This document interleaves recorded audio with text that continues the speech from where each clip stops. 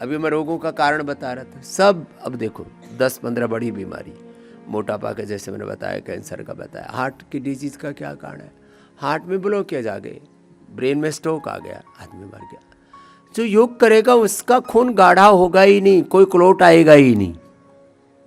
1 घंटा योग कर लो, जिंदगी में कभी ब्रेन स्ट्रोक हार्ट अटैक नहीं आ सकता। फिर किसी को कोई बीच में बखेड़ा हुआ है, ज़्यादा कोई वैक्सीनेशन ली है, कोई सिंथेटिक दवाएं ली हैं, तो शरीर की जीवनीय ऊर्जा खंडित बाधित हो जाती है, तो थोड़ा गोधन अर्क रोज पी लिया करो। जो गोधन अर्क पिएगा जिंदगी में कभी उसको हार्ट अटैक ब्रेन स्ट्रोक नहीं आएगा, कभी उसका कोलेस्ट्रॉल नहीं बढ़ेगा, उसको कोई ब्लड थिनर नहीं लेना पड़ेगा, कभी उसको कैंसर नहीं होगा, लीवर किडनी फेलियर नहीं होगा, शरीर में टॉक्सिन्स इन्फ्लेमेशन जमा ही नहीं होंगे। गोधन अर्क पी लिया करो 1 चम्मच। इसमें क्या जाता है, 1 चम्मच गोधन अर्क पी लो, अंदर की सारी धुलाई सफाई।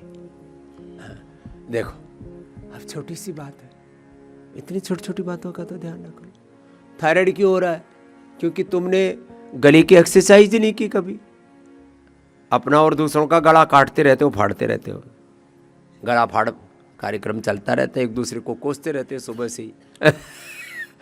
गले की एक्सरसाइज है उज्जाई, गले की एक्सरसाइज है सर्वांगासन, हलासन, मत्स्यासन, उष्ट्रासन।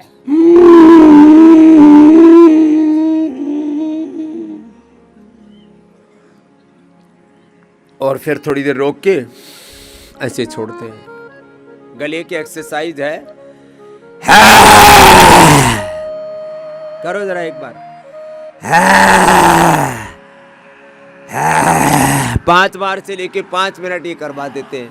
फिर ये कपाल भाती के साथ ये गले का पॉइंट दबा देते हैं, हाथों में पैरों में। थायराइड धनिया के पानी के साथ देते हैं। थायराइड ठीक, कहाँ जिंदगी भर दवाई लेने की जरूरत है? पागलपन में दवाई खाए जा रहे हैं थायराइड की, बीपी की दवा खा रहे हैं। अरे बीपी तो मन के सहज होने से एक क्षण में नॉर्मल हो जाता है। मन में उथल पुथल है, उधेड़ बुन आपा धापी खींचा ताण मार धाड़ मची हुई है, और कहता बीपी ठीक नहीं है। अरे बीपी कैसे ठीक होगा? हर समय पगलाया हुआ है, भोराया हुआ है। हमारा बीपी तो कई बार इतना नीचे चला जाता है, जब ध्यान करते हैं तो हमारा नीचे आ जाता है 60, ऊपर का आ जाता है 80-90। ऐसे हमारा नॉर्मल ही रहता है 110 और 70।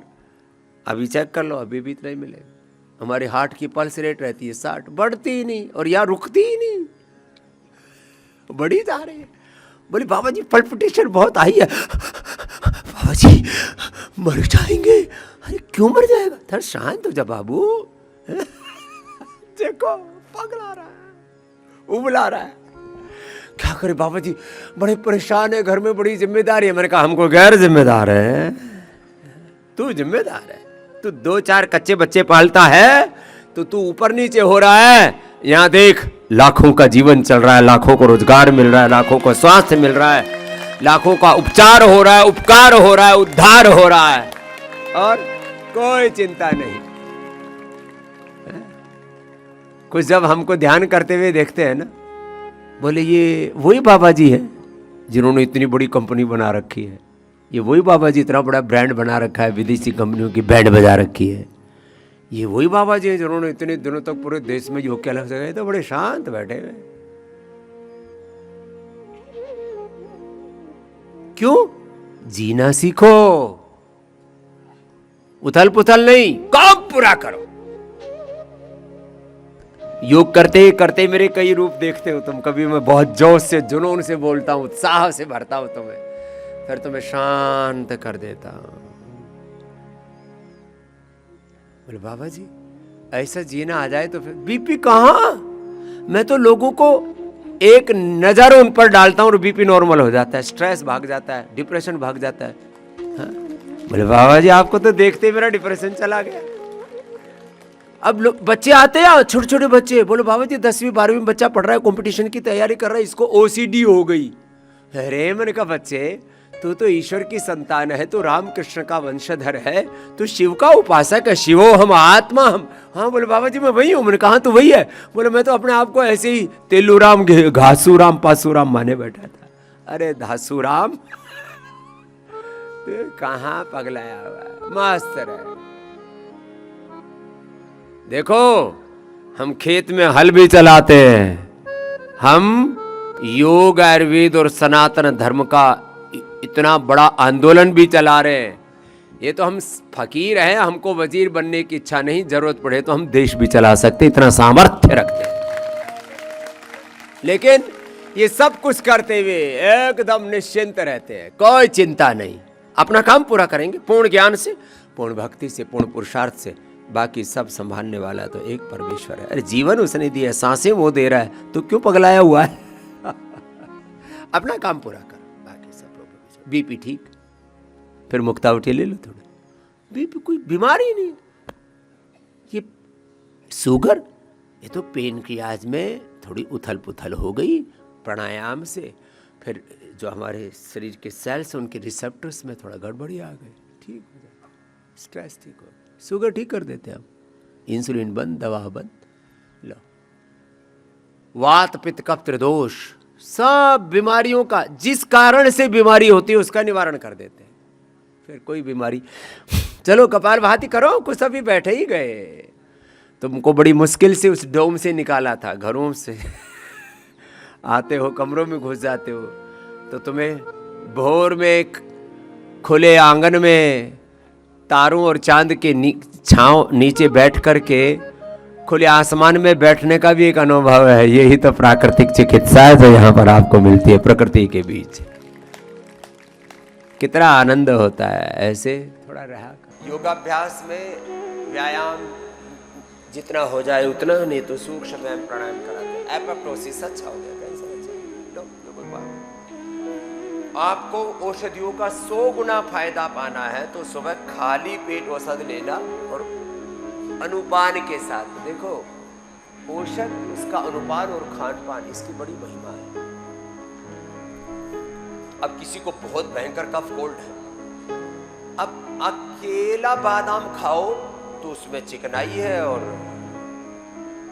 भारी कफ कर देगा। काली मिर्च के साथ खाओ, कफ दूर। लो, अनुपान भेद से किसके साथ खा रहे हो। जैसे मंत्र जप करते हैं तो उसमें मंत्र में विनियोग क्या है, संपुट क्या है, संकल्प क्या है, भावना क्या, उसका बड़ा गहरा बड़ा प्रभाव होता है। जब तब तो कर रहे हैं, उसमें संपुट क्या है, उसमें संकल्प क्या है, उसमें विनियोग क्या है, उसमें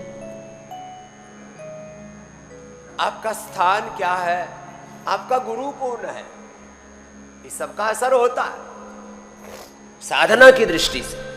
औषधि में औषधि, औषधि का अनुपान, फिर खान पान, और आपका संकल्प, उसका भी बहुत गहरा असर होता है। चलो आगे बहुत कुछ और भी बताएंगे। अलग अलग औषधियों के बारे में थोड़ा सा मैंने जिक्र किया भी।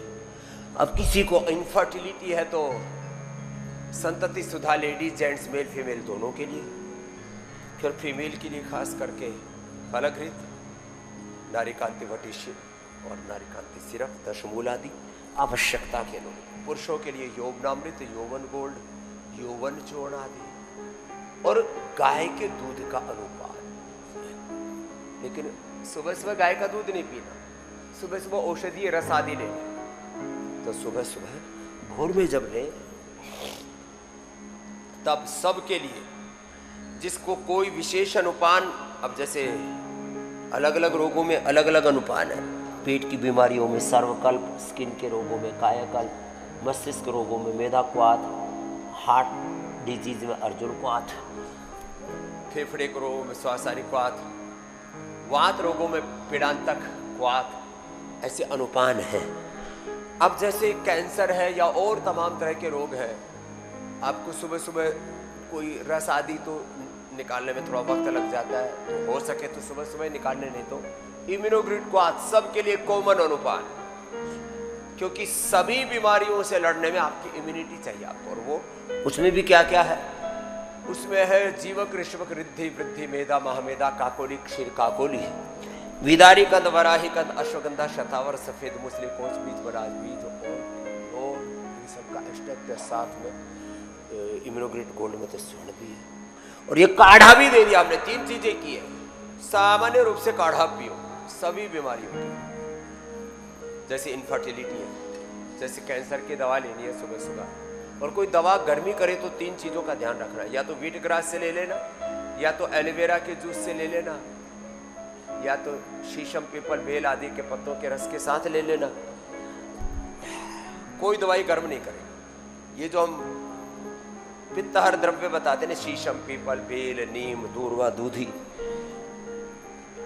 व्हीट ग्रास, एलोवेरा, लौकी का जूस, सौंफ का पानी, कोई भी दवाई गर्म करे। ये खास बात बता दी आपको, एक बात लाख टके की है, इसकी वैल्यू है करोड़ों अरबों खरबों, अमूल्य है। इन बातों का गौर करना। जो हम बातें बोल रहे हैं ये ऐसे ही नहीं बोल रहे, इसके पीछे इस जन्म का 50 वर्षों का अनुभव और ऋषियों की विरासत, अनेक गुरुओं के अनुभव और हजारों नहीं लाखों करोड़ों लोगों पर जो हमने एक्सपीरियंस किया वो बोल रहा है। स्वामी रामदेव शाब्दिक अनुभूति दे रहा है, उसके पीछे लाखों करोड़ों लोगों की अनुभूति है, पूर्वजों की ज्ञान परंपरा है, उसके पीछे बहुत बड़ी तपस्या है स्वयं की और मेरे पूर्वज ऋषि ऋषिकाओं की, और बहुत बड़ा अनुग्रह है गुरुओं का, भगवान का बहुत बड़ा आशीर्वाद है उसके पीछे। ऐसे नहीं बोल रहा हूँ, बड़ी जिम्मेदारी से बोल रहा हूँ। इनफर्टिलिटी में इम्यूनोग्रिड का काढ़ा, कैंसर में लो इम्यूनिटी, अब किसी की तो इम्यूनिटी इतनी कम, और इम्यूनिटी भी एक तो पूरे शरीर की, फिर एक स्पेसिफिक, किसी का लीवर कमजोर है तो लिवोग्रिड सर्वकल्प काढ़े के साथ, किसी की किडनी है कमजोर है तो रीनोग्रिड, कितना ही बड़ा रोग हो लीवर का, किडनी का, लीवर का लिवोग्रिड से, किडनी का रीनोग्रिड से, और इनका अनुपात सर्वकल्पात और उसका रीनोग्रिड क्वाद। हाँ, ये सब बड़ा जरूरी है। ऐसे ही अपने अपने अभ्यास करते रहो। किसी का जो भी अंग कमजोर है, लीवर, किडनी, फेफड़े, हार्ट, ब्रेन, नर्वस सिस्टम, अब किसी के तो पूरा ताना बाना हिलने लगता है तो न्यूरोग्रिड, इम्यूनोग्रिड दे देते हैं। और हाँ, किसी को किसी विटामिन न्यूट्रिशन की कमी होती है, वो सुबह सुबह खाली पेट लिया करो।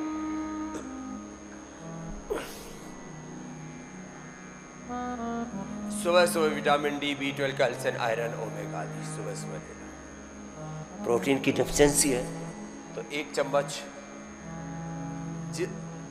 जो जितना जिसका वर्कआउट है, सामान्य वर्कआउट है तो ग्रीन प्लांट प्रोटीन और वेव प्रोटीन, ज़्यादा वर्कआउट है, इंटेंस वर्कआउट है तो आइसोविटामिन, नहीं तो main super food, women super food, kids super food, इतने से ही काम चल जाएगा आपका। डायबिटीज वालों के लिए कोई कमजोरी भी ना रहे, क्योंकि डाइट रिस्ट्रिक्शन बहुत होता है तो उनको ये डायबिटिक केयर, अर्थराइटिस वालों के लिए ऑर्थो केयर, ये सब लिक्विड में भी हमने उपलब्ध करा दिया अभी, और पाउडर घोल के पी लो, लिक्विड जैसा का तैसा पी लो, थोड़ा सा पानी में डाल दो।